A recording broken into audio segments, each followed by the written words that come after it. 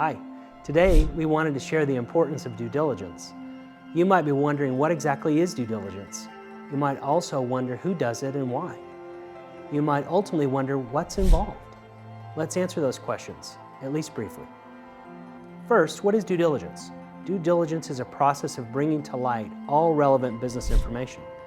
Particularly in the case of a business that's being sold, there's a host of information that needs to be evaluated by potential buyers. This process is something that should be fully embraced by the seller long before the buyer shows interest. So the second question we've raised is who does due diligence? We tell our clients that the seller should start this information gathering process well in advance of the buyer. Ultimately, the seller and their advisors conduct their own due diligence, while the buyer and their advisors also conduct due diligence separately. So the seller is allowed to be a first mover in this case. This is a process of self-discovery for the seller and preparation. For the buyer, this is a process of verification and planning. We will focus mostly on the perspective of the seller. Good due diligence has very tangible benefits for sellers. Oftentimes, this is very overlooked.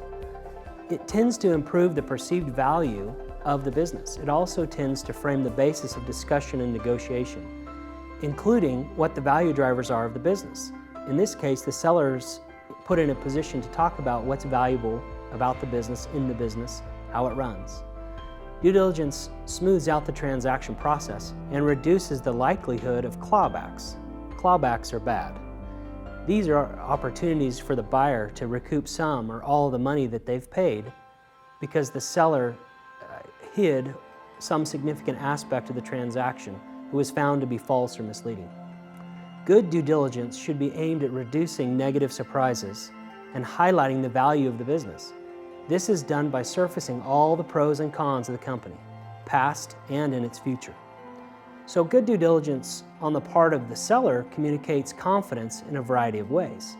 It suggests that the seller is prepared, forthright with information, and in full command of a valuable business. Basically have to do it later on anyways. What I mean is facts and promises revealed in due diligence flow directly to the written contracts that will be signed to formalize the sale. The section most directly impacted is called the Representations and Warranties section, or Reps and Warranties. This area explicitly captures the seller's statements of the conditions of the business. Finally, let's understand what's involved in due diligence. The best due diligence is orderly and follows a checklist of information gathering.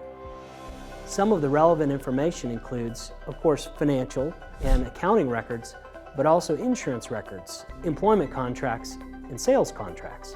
Also intellectual property records and any industry-specific strategies your firm may employ. So the time to start due diligence is right now. Our team helps managers ask the right questions both of themselves and of the management of their acquisition targets. So we've briefly covered some of these due diligence topics, but there's certainly a whole lot more to cover, and we do this on a regular basis with our clients. Please contact us for further questions. We would love to visit with you.